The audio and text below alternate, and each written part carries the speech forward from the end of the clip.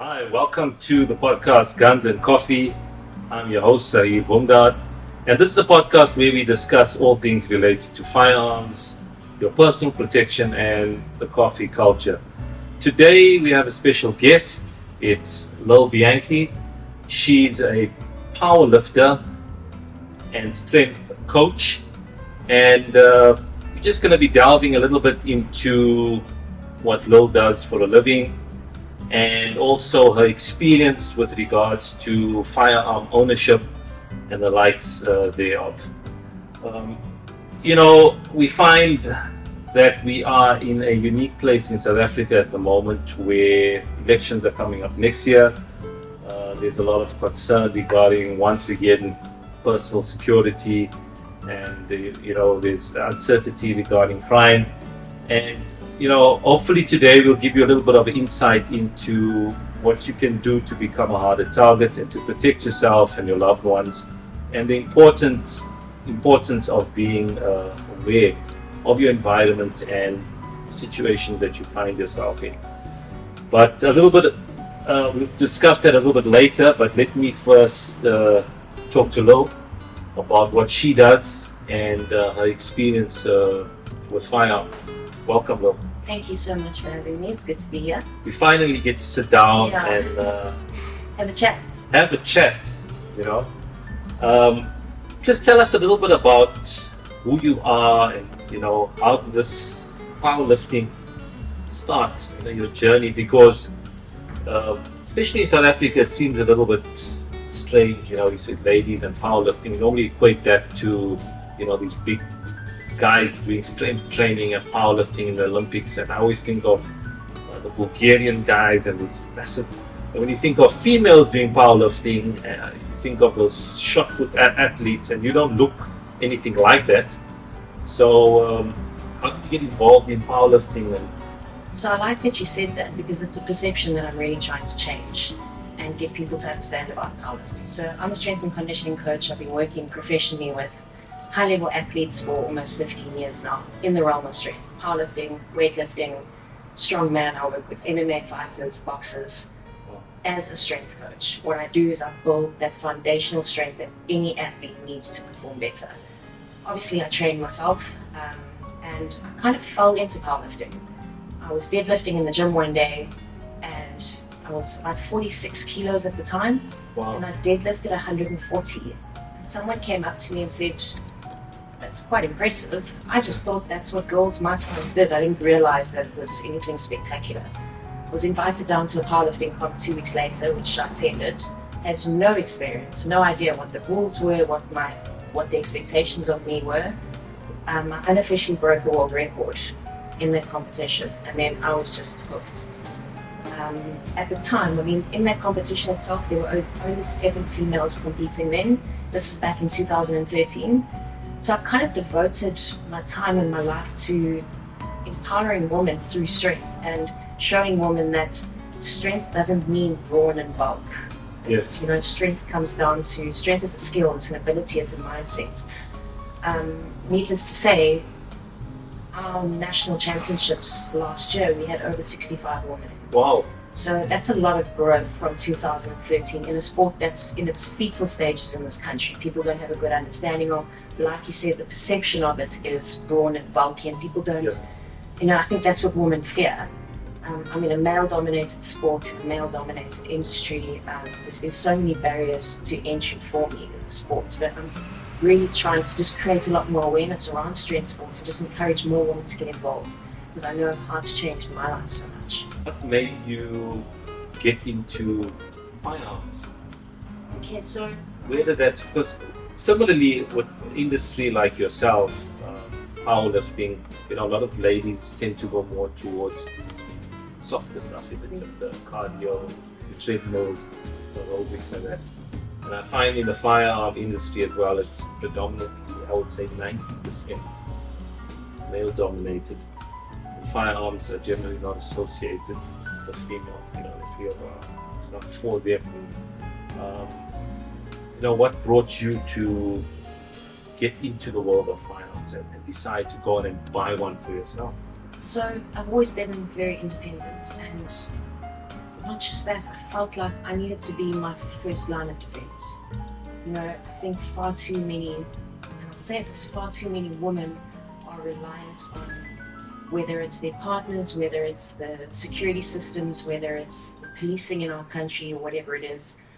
If you're not your first line of defense, you're the only one responsible for yourself at the end of the day. And, I grew up in a household with guns, so I've always been surrounded by them.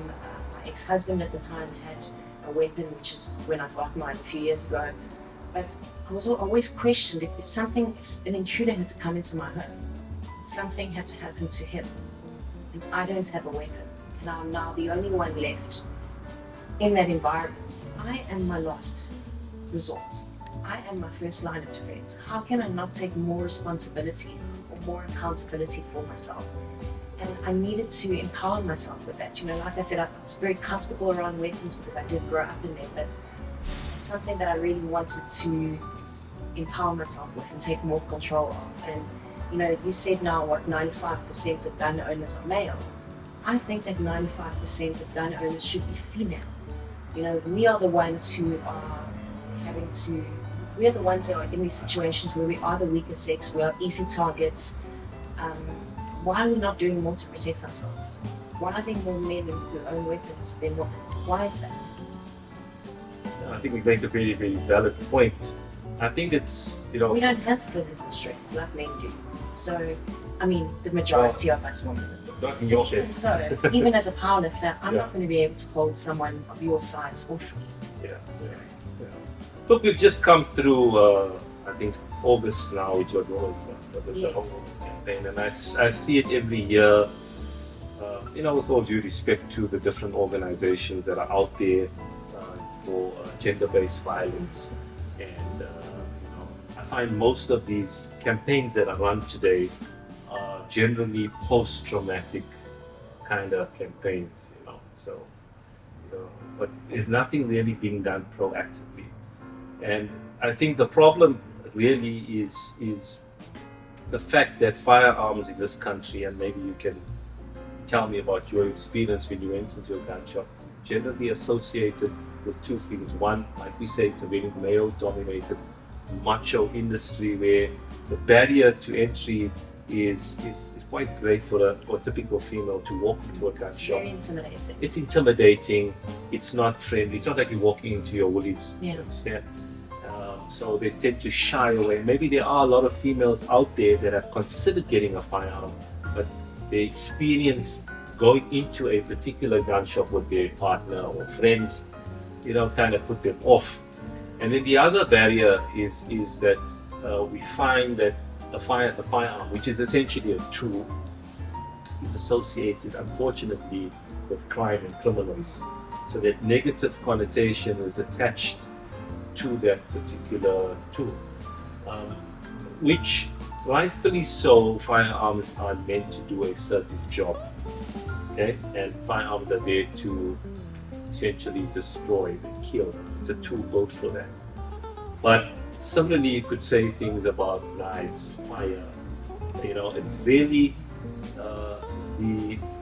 the person behind it that gives it its bad name. Not really the tool itself. And I think until that gets turned around in this country, a lot of people are going to shy away from it because they've been maybe affected by crime, where a firearm has been used in a certain crime against them. So naturally, that perception is out there, especially females as well. Yet, when you look at it, you spoke about strength and that type of thing, it is a great equalizer. The firearm is a great equalizer. In the hands of a female or a male that has been trained, that is a law-abiding citizen, it gives the criminal a moment of pause to reconsider, their options. And that's my take on it. But what was your experience, when you went about doing your training? And did you have, that type of feeling when you went into the gun shop, or did you feel a bit intimidated? And do you think gun shop should, or the firearm industry in its whole, should be doing something a little bit more different to attract females? There's a lot of fear and, like I said, a lot of intimidation walking into a gun shop as a female. I also found, and this is my personal experience, and I've gone into numerous gun shops with males. Okay. Very simply, when you walk up to the counter, the male that's with you is immediately addressed. And I've noticed that at different ranges, that if I'm in there with a male, he gets addressed. So there's that. I don't even think people are aware that that is happening. So that's where the intimidation factor comes in. It's like we aren't even, it's not being acknowledged. And then also, now that I am a gun owner, there isn't a lot that's catered to for females when it comes to concealed carry. You know, we don't dress the same way you do. You know, we always, a lot of us are in tight-fitting clothes. There isn't a lot of accessories for us to be able to conceal.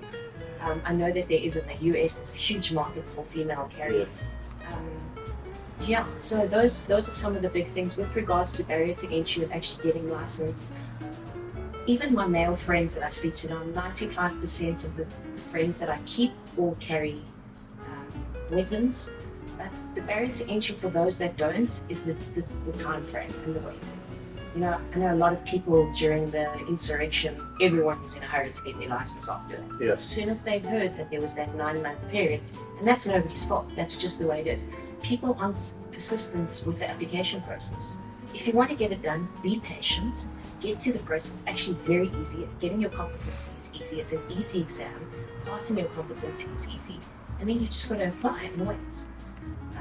People don't have enough awareness around that, to be honest. Yeah, I think it's like the firearm industry. It's like, you know, equated to something like the bodybuilding industry, the competition. You know, it's like it's for those people only. It's not for us. Yeah. You know, and that actually works in the favor of criminals, because if you look at America, where firearms are part of the Constitution, the right to bear arms. You know, Americans are a gun culture there. Firearms are not only there for self-defense, sports and hunting, collecting, which in South Africa as well. You know, people don't know that you can own a firearm here as a collector, as a sportsman. You can get your South African colors. You can compete in these different types of competitions, and that you could do hunting with it. You know, so it's only associated with crime. And the difference we find in America is that criminals know that American people are programmed, and that you know, when they talk about doing home invasions and the criminals doing, if you look at the stats, there's a lot of crime that happens in America, a lot of burglaries take place, but predominantly happens when the residents are not at home. So the burglar does not want the resident to be there, and that's because there's that fear factor that, like, listen, these guys are armed and they know what they're doing, they know their rights. I could possibly get hurt or killed. In South Africa, it's very different. The criminal here wants you to be at home. He wants the residents to be there. In fact, he's coming to your home to steal your firearm from you, because he's so confident that you won't be able to utilize it. You don't know the law. You've got this negative perception about firearms, that if I have to use it in a justified self-defense situation, you know, my friend said I'll get locked up and this and that. So that it's like taking candy away from a baby. And that is unfortunately the situation a lot of people find themselves in South Africa. They feel helpless, more so females. You know, it's such a daunting task getting a firearm. And if I get the firearm, I won't use it, and all of that type of thing. And I think that needs to change, you know.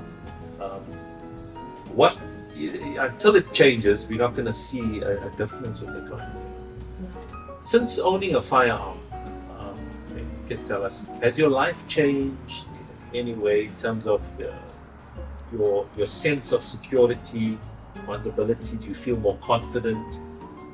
How do you find yourself? Firstly, my awareness of my surroundings has increased substantially. So I'm constantly looking over my shoulder. Okay. Now that I have a weapon, I am, because I don't want to use it. So now I'm far more aware of what's going on around me, which I think is a good thing, because Sure. I was quite blasé before, you know. Sure. stop at a stop street and not for a second look around who's coming up to my window. So I'm a lot more aware now. What was the second thing you asked me now? Yeah, in terms of, do you feel a bit more Do I feel confident have a late lot at more- night watching Netflix, if you do, and hearing that little noise in the yard and knowing, I have something. It's been an absolute game changer for me. Even with our private security companies, you hit that emergency button, you know that within 5 minutes they're going to be there. Hopefully. Hopefully. Yeah.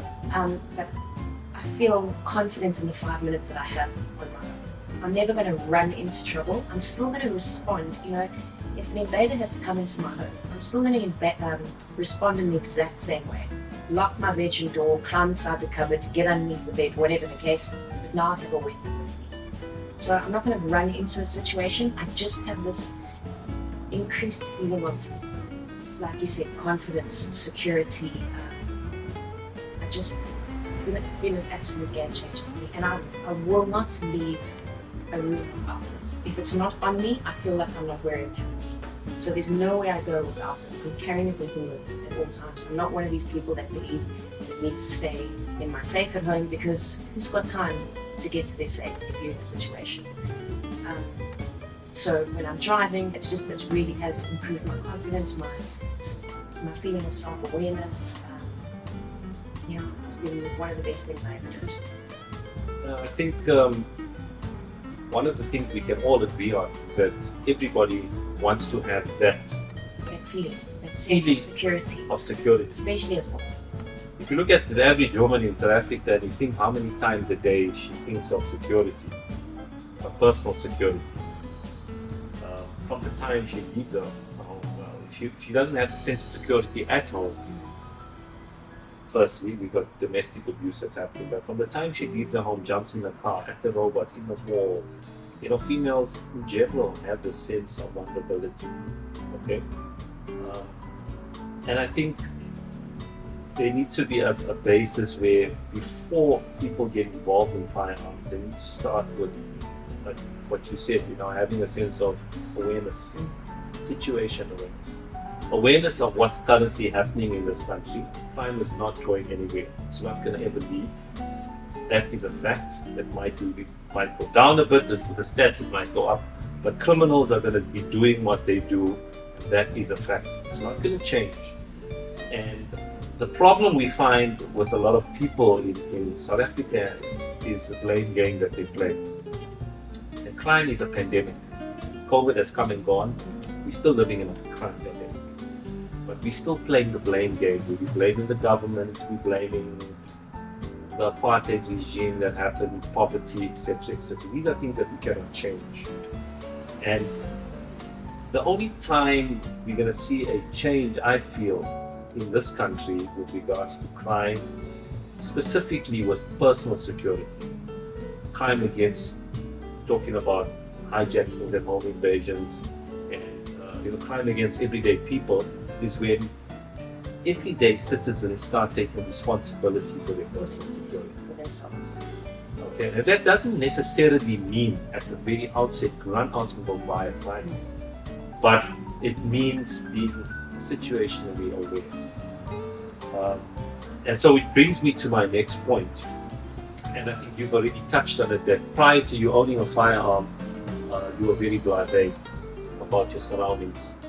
And we find most people, 90% of the population, doesn't have a sense of situational awareness, security. They live on their phones. Typical example, you get up, jump into your car in the morning, you get to work, you don't even know the route you took, because your mind is so preoccupied. You're on autopilot. So all of a sudden, when you stop the car at work, the hijackers were suddenly at the window, as if they fell from heaven. Fell from the sky and they suddenly appeared. They were always following you. They were there. The car was parked outside. You just didn't see it. Simple things like that. It starts with situation awareness. And so, there's an acronym that we developed over time. I don't know if we've discussed it before, but it's called ARC, A-R-C. And that stands for awareness and avoidance, being the most important part of anybody's personal protection plan. Situation awareness, being aware of yourself, your capabilities, your vulnerabilities. That's the first thing. Knowing your limitations, but being situationally aware of your environment, aware of where you are currently, where you're going to. Situation awareness is very, very important. Avoidance. I would say 99% of confrontation can be avoided in your life. Going to the right places at the right time, not the wrong places at the wrong times. Avoiding confrontation in general with people. Typical example, fighting over parking lots. Yeah. You find that a lot of that can be avoided. Yeah, sure, there's going to be that percent where there's a targeted crime against you. That's different. But you can literally walk away from a lot of bad situations. So that is where awareness and avoidance comes in. And if you take that into your life, bad relationships,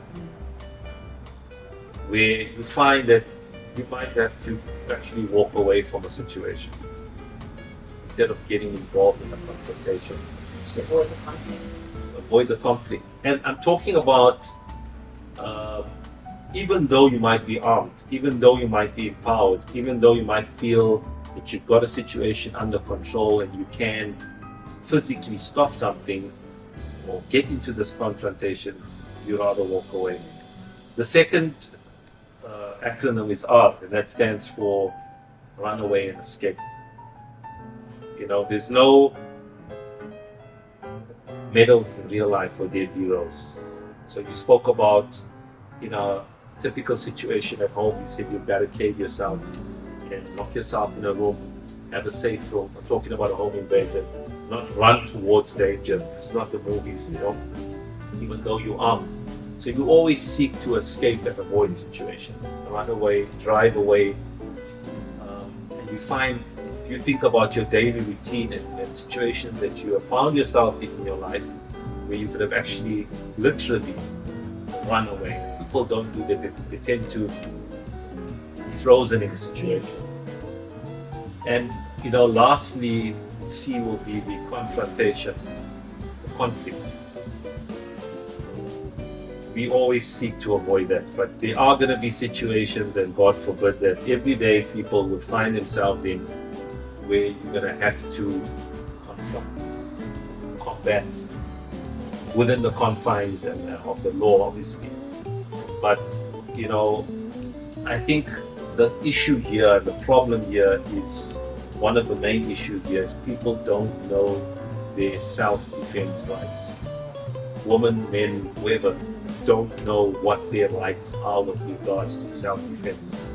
So they always create these barriers in their minds. That doesn't really make sense to you. That I own a firearm, but you know what? If I use it, I'm going to go to jail. If I use it, the law's against me in all circumstances because of the information that they've been fed. And this is what criminals know. Criminal doesn't hesitate. They want something from you, you don't give them what they need, they will pull the trigger. Whereas an armed citizen in a justifiable self-defense situation has all these barriers in their minds. I'm afraid to use the firearm because of the following things that I've been told. So these are all the factors that work in favor, especially with women. Women don't know that if you are in a situation, for example, you don't own a firearm, but you are living with somebody, whether they're married to you or it's a boyfriend or whatever the case may be, with your brother or father, that owns a firearm under the same roof, and your life is at risk. There's imminent lethal force going to be used against you. You can use that individual's firearm in that environment to protect yourself. So these are some of the things I think that are important. I think also people must remember to put their lives first before their long term. That's a good point. If someone's coming at me, I'm not going to be worried in that moment what the outcome of me shooting this person is. The only outcome right now is death or, So in that moment, what are you going to put first, your life or the law? Yeah, look, that's a valid point. We find on the forums out there on the internet, there's debates about, if somebody's stealing a washing off my line, can I use my firearm? If somebody's stealing my car, can I use my firearm? The law will always look at, and I'm talking of English common law, that's the law which South Africa falls under, English common law. What the law would say, what would a reasonable citizen do in this particular situation? So I think there's, a lot of these negative connotations out there, but at the very start, I'd leave you with this example of people out there, females out there that are looking at getting into buying firearms or considering getting a firearm. Think of it this way. It's like getting your learners and your driver's license, right? If you're at home and there's a vehicle there, and there's a situation where you need to utilize that vehicle to drive a member of your family to the hospital, but you don't even know how to start the car, you don't even know where the gear shift is, where the starter is, because you don't even have your learners. How are you going to save that person's life? How are you going to save their own life if you can't even drive the car? So I think at the very least, at least get what we call a proficiency. At least know about it, learn about the law, consider it, so that if you find yourself in a situation that's justifiable, saving your life, that you use the weapon, that at least you know how to use it.